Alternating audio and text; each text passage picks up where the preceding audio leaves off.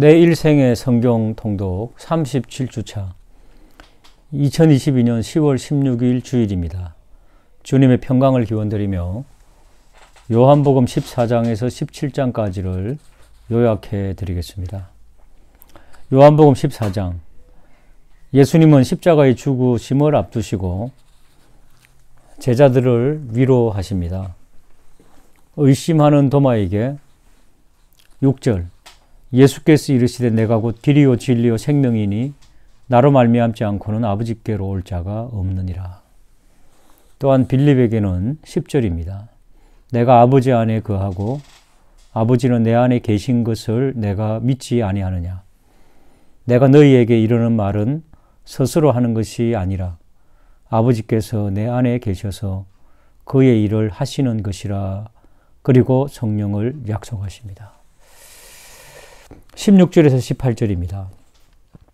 내가 아버지께 구하겠으니 그가 또 다른 보혜사를 너희에게 주사 영원토록 너희와 함께 있게 하리니 그는 진리의 영이라. 세상은 능히 그를 받지 못하나니 이는 그를 보지도 못하고 알지도 못함이라. 그러나 너희는 그를 아나니 그는 너희와 함께 거하심이요 또 너희 속에 계시겠습니다. 내가 너희를 고아와 같이 버려두지 아니하고 너희에게 오리라. 요한복음 15장입니다. 예수님은 참 포도나무이신 자신을 제자들에게 이렇게 계시하십니다. 1절에서 5절, 나는 참 포도나무요 내 아버지는 농부라. 무릇 내게 붙어 있어 열매를 맺지 아니하는 자는 가지는 아버지께서 그것을 제거해 버리시고 무릇 열매를 맺는 가지는 더 열매를 맺게 하려 하여 그것을 깨끗하게 하시느니라. 너희는 내가 일러준 말로 이미 깨끗하여졌으니 내 안에 거하라. 나도 너희 안에 거하리라. 가지가 포도나무에 붙어 있지 아니하면 스스로 열매를 맺을 수 없음같이 너희도 내 안에 있지 아니하면 그러하리라. 나는 포도나무요 너희는 가지라. 그가 내 안에 내가 그 안에 거하면 사람이 열매를 많이 맺나니 나를 떠나서는 너희가 아무것도 할 수 없음이라. 포도나무이신 예수님은 또한 우리의 친구라고 계시해 주십니다. 14절에서 17절, 너희는 내가 명하는 대로 행하면 곧 나의 친구라. 이제부터는 너희를 종이라 하지 아니하리니 종은 주인이 하는 것을 알지 못함이라. 너희를 친구라 하였노니 내가 내 아버지께 들은 것을 다 너희에게 알게 하였음이라. 너희가 나를 택한 것이 아니요 내가 너희를 택하여 세웠나니 이는 너희로 가서 열매를 맺게 하고 또 너희 열매가 항상 있게 하여 내 이름으로 아버지께 무엇을 구하든지 다 받게 하려 함이라.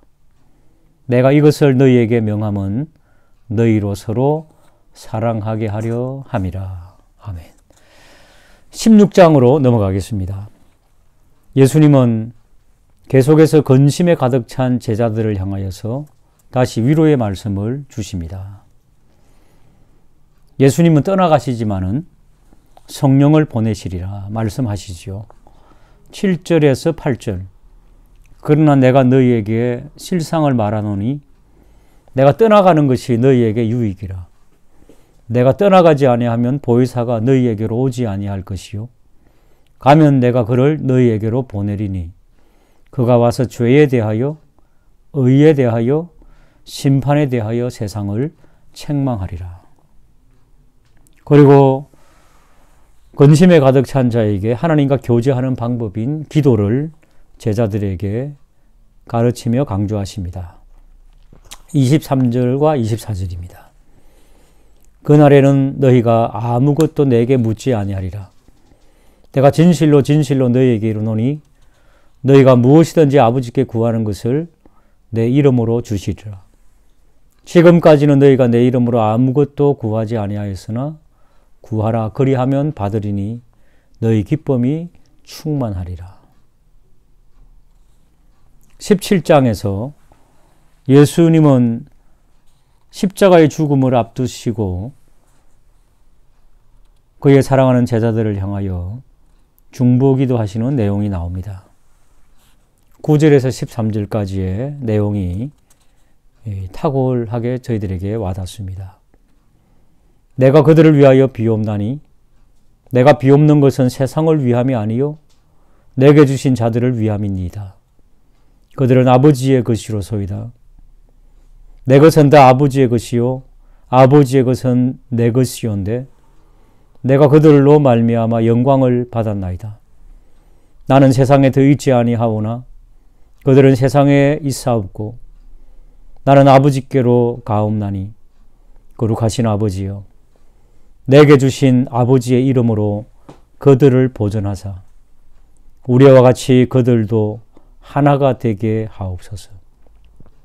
내가 그들과 함께 있을 때에 내게 주신 아버지의 이름으로 그들을 보존하고 지키었나이다. 그 중에 하나도 멸망하지 않고 다만 멸망의 자식뿐이오니 이는 성경을 응하게 함이니이다. 지금 내가 아버지께로 가오니 내가 세상에서 이 말을 하옵는 것은 그들로 내 기쁨을 그들 안에 충만히 가지게 하려 함이니이다. 아멘. 오늘도 주님의 말씀을 묵상하시며 영적으로 풍성한 주일이 되시기를 주님의 이름으로 축복합니다. 요한복음 18장에서 21장 말씀 요약해 드리겠습니다. 18장은 예수님께서 겟세마네에서 기도하신 후에 잡히셔서 대제사장에게 끌려가게 됩니다. 대제사장 무리들은 예수님에게 그의 교훈과 제자들의 말에 대해서 신문할 때에 예수님은 아니 내가 예전에 드러내놓고 모든 것을 말하였는데 왜 다시 묻느냐 이렇게 답변하시고 들었던 사람들에게 물어보라 다시 이렇게 대답을 하셨습니다. 그쯤에 시몬 베드로는 사람들이 너 예수님의 제자가 아니냐라고 물을 때 3번이나 부인하게 되죠. 대제사장은 예수님을 신문한 후에 빌라도에게 그를 넘기고 십자가에 못 박고자 하였습니다. 그러나 빌라도는 예수님에게 아무 죄도 찾지 못했다고 공개적으로 이야기를 하게 됩니다. 19장은 빌라도가 군중들의 소리를 이기지 못하고 예수님을 채찍질하고 십자가에 못 박도록 내어줍니다. 예수님은 골고다까지 십자가를 지시고 두 강도 사이에서 못 박히시게 되죠. 군인들은 예수님의 옷을 취하고 나누고 제비를 뽑게 되고 마지막으로 주님은 다 이루었다 말씀하시고 영원히 떠나가셨습니다. 예수님이 돌아가시고 난 뒤에 아리마대 요셉은 예수님의 시체를 가지고 아직 사람을 장사한 일이 없는 새 무덤에 두게 됩니다. 20장은 안식 후 첫날, 즉 예수님이 부활하신 날에 막달라 마리아가 무덤으로 와서 돌이 옮겨진 것을 보게 됩니다. 그때 그 무덤 속에 흰옷 입은 두 천사가 예수님이 누우셨던 곳에 앉아 있었고 주님께서 마리아를 보시고 부르셨습니다. 마리아야 이렇게 부르시고 난 뒤에 자신이 아버지께로 올라갈 것을 말씀하시고 이것을 제자들에게 전하라고 이야기하셨습니다. 그 점에 제자들은 유대인들을 두려워하여 문을 닫고 있었습니다. 근데 주께서 그 가운데 나타나셔서 너희에게 평강이 있을지어다 말씀하셨고 성령을 받으라. 너희가 누구의 죄든지 사하면 사하여질 것이요 누구의 죄든지 그대로 두면 그대로 있을 것이라고 권위 있는 약속을 하셨습니다. 그러나 도마는 예수님 오셨을 때 있지 않아서 의심하고 있었습니다. 그때 한 번 더 주님께서 나타나셔서 못자국을 보이시고 또 옆구리를 보이시고 도마의 믿음에 확신을 주셨습니다. 21장은 요한복음의 마지막 장입니다. 제자들이 다시 물고기를 잡으려고 바다에 갔을 때 예수님은 그들을 다시 찾아가셨고 많은 물고기를 먹게 하신 후에 아침 먹은 후 예수님은 시몬 베드로에게 이렇게 물으셨습니다. 요한의 아들 시몬아, 내가 이 사람들보다 나를 더 사랑하느냐? 이렇게 물으셨고 내 양을 먹이라 말씀하셨습니다. 그리고 베드로는 젊어서 스스로 멋대로 다녔지만 나중에는 주의 뜻대로 사역을 마칠 것이라고 예언하셨습니다. 그때 베드로는 요한은 어떻게 되겠습니까? 라고 물을 때 예수님은 다른 사람은 상관치 말고 너는 나를 따르라고 명령하셨습니다. 요한복음 18장에서 21장 요약을 마치도록 하겠습니다. 10월 18일 성경 통독 본문은 사도행전 1장에서 4장입니다. 1장은 사복음서가 복음의 실체이신 예수 그리스도의 사역을 전하였다면 사도행전 1장은 과거에 주의 약속대로 임하신 성령의 인도로 주의 복음을 널리 전하여 교회를 세운 사도들의 사역을 기록한 책이 바로 사도행전입니다. 그와 같은 사도행전 1장은 전반부 1절에서 11절로 저자인 누가가 누가복음 말미의 사건을 재정리하고 있음을 보게 됩니다. 즉 주의 부활과 승천 당시 예수님께서 제자들에게 명령하신 선교와 성령 강림의 약속을 강조하며 누가복음과 연결되는 새로운 역사가 시작됨을 전합니다. 후반부 12절에서 26절은 예수님의 승천 이후 그리고 오순절 성령 강림 이전에 주의 사도들의 행적을 요약하며 기도에 전념했음을 전합니다. 그리고 12 제자 중 하나인 가룟 유다의 처참한 최후와 그 자리를 대신할 사도로 새로이 마띠아를 제비뽑기로 선출하여 충원함을 전합니다. 2장은 오순절 성령 강림으로 초대교회가 예루살렘에서 폭발적으로 태동되기 시작한 즉 초대교회의 원점을 이루는 사건에 대하여 전합니다. 전반부 1절에서 13절은 구속사의 대사건인 오순절 성령 강림 사건을 전하고 후반부 14절에서 42절은 성령 강림 사건 이후에 일어난 성령의 역사를 보여주고 있습니다. 이 후반부를 좀 더 자세히 나누면 14절에서 36절에 예수님의 수제자여 사도들의 대표였던 베드로의 대설교 내용을 전하고 37절에서 42절은 이를 듣고 일시에 3,000명이 회개하여는 대역사를 전합니다. 이와 같은 베드로의 설교는 선교 사역이 본격적으로 시작되는 선교 개시 선언문이며 회개의 역사로 초대교회가 공식적으로 태동되었음을 전하고 있습니다. 끝으로 43절에서 47절은 이제 갓 태동된 초대교회가 뜨거운 신앙의 기쁨을 나누면서 하나님 나라의 모습을 보여주는 사랑과 교제와 헌신으로 성도의 참 모습에 대하여 전하는데 이것은 초대교회의 성장을 암시하고 있음을 알게 됩니다. 3장은 성령 강림 사건 이후에 예루살렘에서부터 초대교회가 역동적으로 성장해 나가는 과정의 대표적인 신뢰를 전합니다. 그 대표적인 신뢰로 1절에서 10절은 베드로와 요한 사도에 의한 성전 미문의 안진뱅이의 치유 이적을 전하고 11절에서 26절은 베드로의 솔로몬 행각 설교에 대하여 전하고 있습니다. 마치 죄에 묶여 신음하는 영혼들이 안진뱅이가 일어나 뛰었던 것처럼 일시에 자유와 영생의 구원을 얻는 것을 상징적으로 보여주는 것입니다. 또한 베드로의 설교를 통해 예수님을 참혹하게 그리고 잔혹하게 처형한 불의를 행한 유대인들에게 회개를 촉구함으로 여전히 당신의 백성을 사랑하는 하나님의 참 사랑을 확인하게 됩니다. 끝으로 4장은 초대교회의 성장을 유대 정치, 종교 지도자들이 핍박 내지 저지하려 하지만 사도들의 확고한 신앙에 의해 실패에 돌아가고 오히려 예루살렘 초대교회는 더욱더 성장을 거듭하였음에 대하여 전합니다.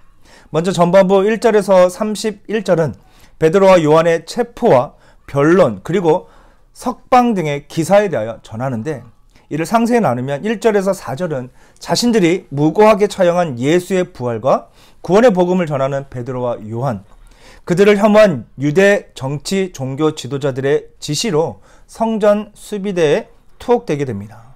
5절에서 12절은 산헤드린 공회 앞에서 예수의 부활과 구원의 복음의 메시지를 전하는 당당히 변론하는 베드로와 요한에 대하여 전하고 13절에서 22절은 안진뱅이와 군중들의 눈이 두려워 협박과 위험만으로 사도들을 석방할 수밖에 없는 상황에 대하여 전합니다. 그리고 23절에서 31절은 두 사도의 석방을 계기로 예루살렘 초대교회는 큰 감사 찬양 집회를 통해 더욱더 큰 성령의 충만함을 체험하게 됩니다.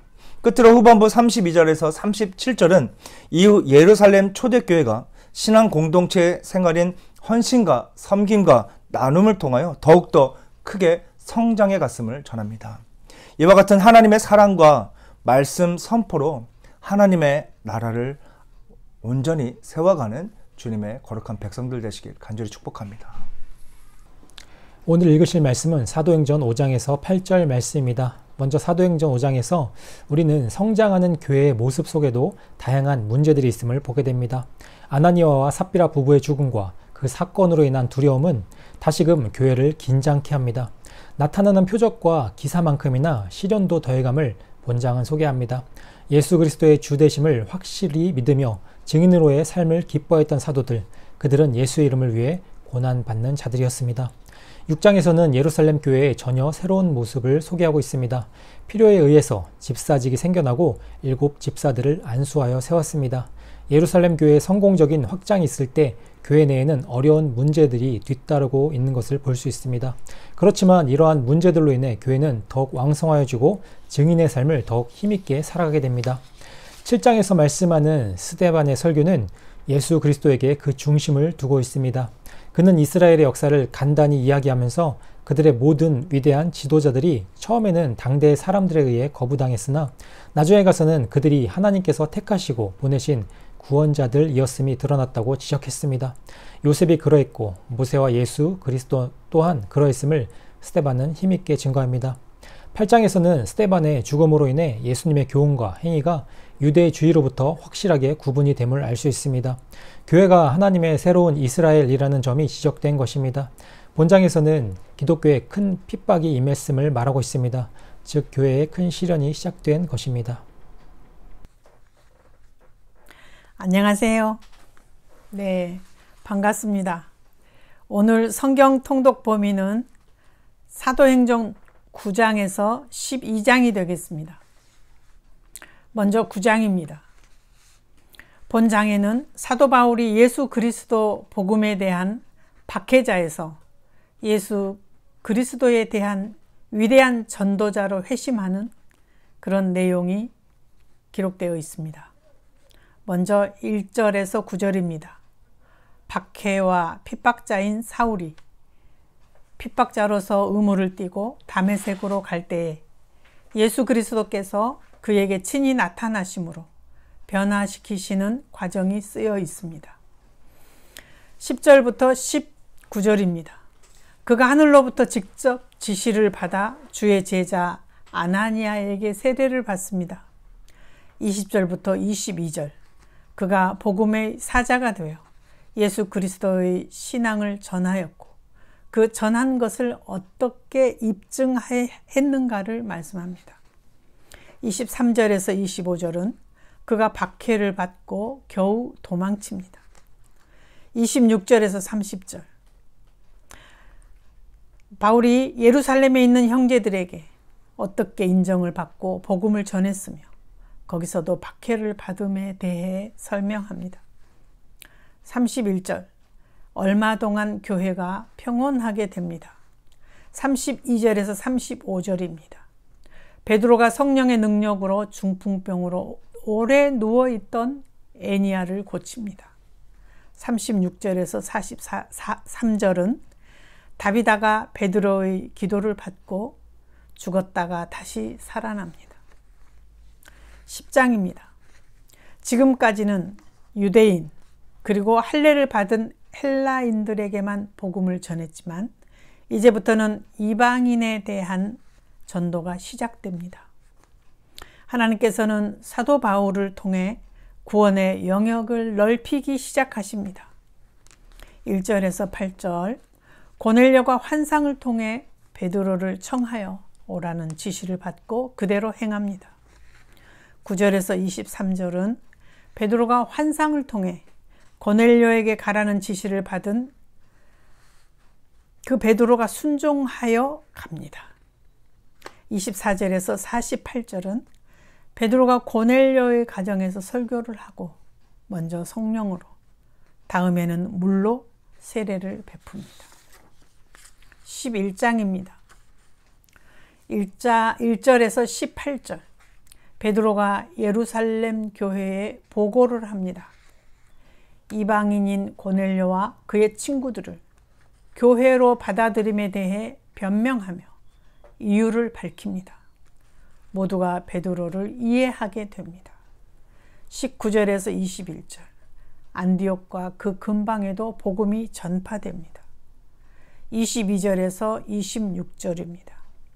안디옥에서 시작된 선한 사업이 처음에는 바나바에 의해, 그 후에는 바나바와 합세한 바울의 사역에 의하여 계속 이어집니다.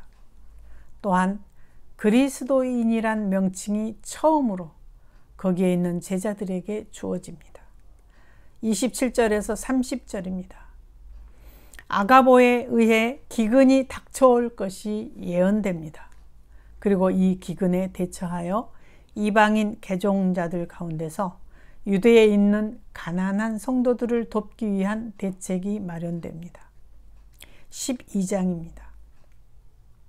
먼저 1절에서 4절은 유대 왕으로 통치하고 있던 헤롯 아그리빠가 사도 야고보를 살해하고 베드로를 투옥시킵니다. 6절에서 19절입니다. 천사의 도움으로 베드로가 기적적으로 감옥에서 탈출합니다. 이는 그를 위한 교회의 기도 덕분임을 말씀합니다. 20절에서 23절입니다. 헤롯의 교만이 절정에 이르렀을 때에 하나님의 천사가 그를 치심으로 헤롯이 죽습니다.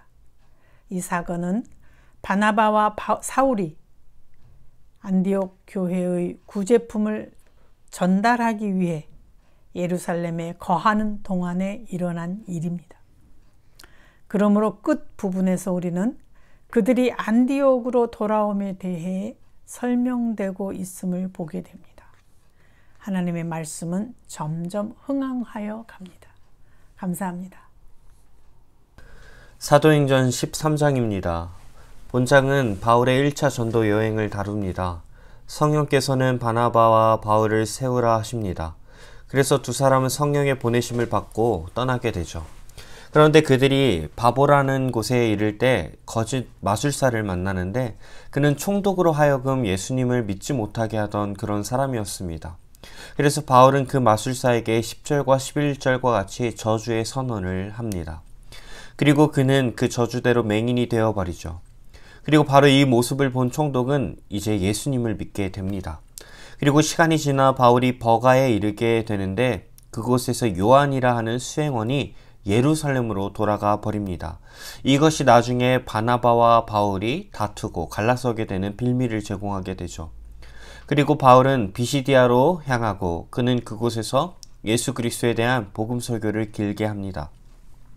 그것이 본장의 16절에서 39절에 적혀 있습니다.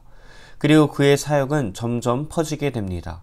하지만 50절 이와 같이 반대는 점점 거세지죠. 14장입니다. 바울의 일행은 이런 과정 속에서 6절에서 알 수 있듯 루스드라라 하는 곳에 이르게 됩니다. 그곳에는 발을 못 쓰는 사람이 있었죠. 하지만 바울이 볼 때 그 사람 안에는 구원받을 만한 믿음이 있었습니다. 그래서 바울은 그를 일으켜 걷게 했습니다. 그런데 사람들이 이를 보고 바나바를 제우스라 부르고 바울을 헤르메스라 부르며 숭배합니다. 이 모습을 본 두 사도는 옷을 찢고 자신들은 그저 사람일 뿐이며 복음을 전하기 위한 것일 뿐이라고 말하며 자신들에게 제사하고 숭배하는 것을 말립니다. 그리고 바울은 돌로 맞아 거의 죽게 되었던 일도 있습니다. 하지만 바울은 그럼에도 복음을 전하는 일을 멈추지 않았죠. 그리고 제자들에게 이제 우린 환난의 길을 걸어가야 하니 마음을 굳게 먹으라 가르칩니다. 15장입니다. 본문은 중요합니다. 왜냐하면 사도들의 첫 회의인 예루살렘 공의회가 나오기 때문입니다. 문제는 이것이었습니다. 사람이 모세의 율법과 할례로 구원을 받을 수 있는가에 대한 문제였죠. 그래서 바울과 바나바는 사람들을 예루살렘에 보내 이 문제를 해결해 주기를 요청하고, 이 문제를 다루던 베드로는 11절과 같이 분명하게 말합니다. 우리는 주 예수의 은혜로 구원을 받노라. 그리고 그 당시에 당회장 격이었던 야고보도 이렇게 말하죠. 이방인이 하나님께로 돌아오는 일을 괴롭게 하지 말고 우상, 음행, 목매어 죽는 것, 피를 가까이 하는 것 외에는 그들에게 멍에를 매게 하지 말자. 역시 예수의 은혜를 강조했던 야고보입니다. 그래서 예루살렘 교회는 다시 사람을 보내 이 결정을 보고하게 되고, 그리고 36절부터는 바울과 바나바가 전에 있던 요한의 문제로 갈라서고, 이때부터 바울의 2차 전도 여행이 시작됩니다. 16장입니다. 16장의 시작은 디모데에 대한 소개로 시작됩니다. 이 제자는 나중에 바울의 뒤를 잇는 자가 되죠. 6절부터 바울이 환상, 일명 마게도냐 환상이 나오게 됩니다.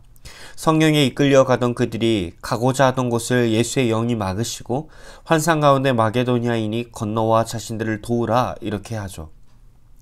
그래서 바울은 그것이 하나님의 부르심으로 인정하고 마게도냐로 향합니다. 그리고 바울은 전도 여행 중 루디아를 만나 복음을 전하고 그와 그 집이 다 세례를 받고 예수를 믿게 됩니다. 하지만 바울과 실라는 이내 귀신 들린 여종을 고치는 일로 감옥에 갇히게 되고, 하지만 25절과 같이 바울과 실라는 하나님께 기도하고 찬송하자 그 감옥에 큰 지진이 일어나며 감옥 문이 다 열려버립니다. 이에 감옥 간수는 죄의 수들이 다 도망한 줄 알고 자결하려 할 때 바울이 우리가 모두 여기 있으니 멈추라 합니다. 그리고 그 간수에게도 주 예수를 믿으라. 그리하면 너와 내 집이 구원을 받으리라 선포하고 그와 그의 온 집이 다 세례를 받고 예수를 믿게 됩니다. 이들은 이렇게 복음을 위해 살아갔습니다. 10월 22일 토요일 사도행전 17장부터 20장까지 함께 나누도록 하겠습니다. 사도행전 17장에서는 바울의 전도의 여행에 대해서 기록되어 있습니다. 먼저 1절부터 9절까지 바울은 데살로니가에서 전도합니다. 3절에서 볼 수 있듯이 바울은 예수님을 그리스도, 구원자로 고백하며 예수님의 죽음과 부활에 대해서 전합니다. 10절부터 15절까지는 바울과 실라가 베레아에 가서 복음을 전합니다. 11절에 베레아 사람들은 데살로니가 사람들보다 간절한 마음으로 말씀을 받고 날마다 성경을 상고하였다고 전합니다. 16절부터 34절까지는 바울이 아덴에 가서 복음을 전파합니다. 이곳에서 바울은 몇몇 철학자들을 만나죠. 또한 아레오바고 앞에서 복음을 증거하는데요. 아레오바고란 아레스의 언덕으로, 아레스는 그리스 전쟁의 신입니다. 아레오바고 앞에서 전하는 연설의 주제는 우상 숭배의 오류로서 이방인을 향한 설교의 최고의 본보기를 보여줍니다. 18장에서 바울은 고린도로 가서 복음을 전합니다. 고린도는 2차 전도 여행의 최종 사역지로서 그곳에서 18개월간의 사역을 합니다. 아굴라와 브리스길라와 함께 그 사역을 감당해 나가죠. 바울은 그 후 에베소에 잠깐 머물다가 안디옥으로 돌아갑니다. 18장 마지막 부분에는 아볼로를 언급합니다.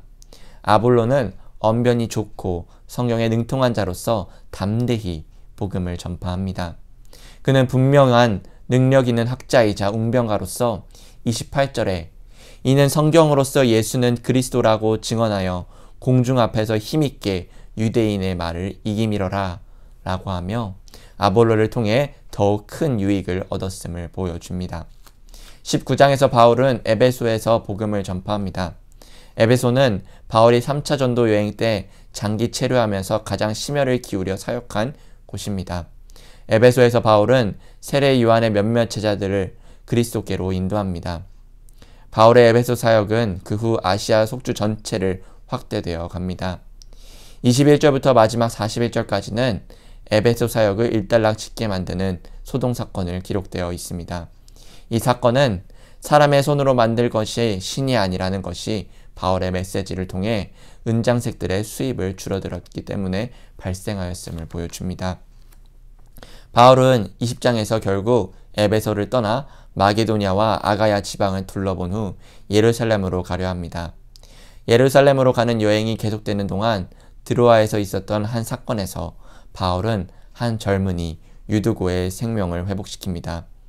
이 사건 뒤에는 밀레도까지 자세한 향해 여정이 이어집니다. 38절까지 에베소 교회 장로들에게 최후 권면을 하는 장면이 나오죠.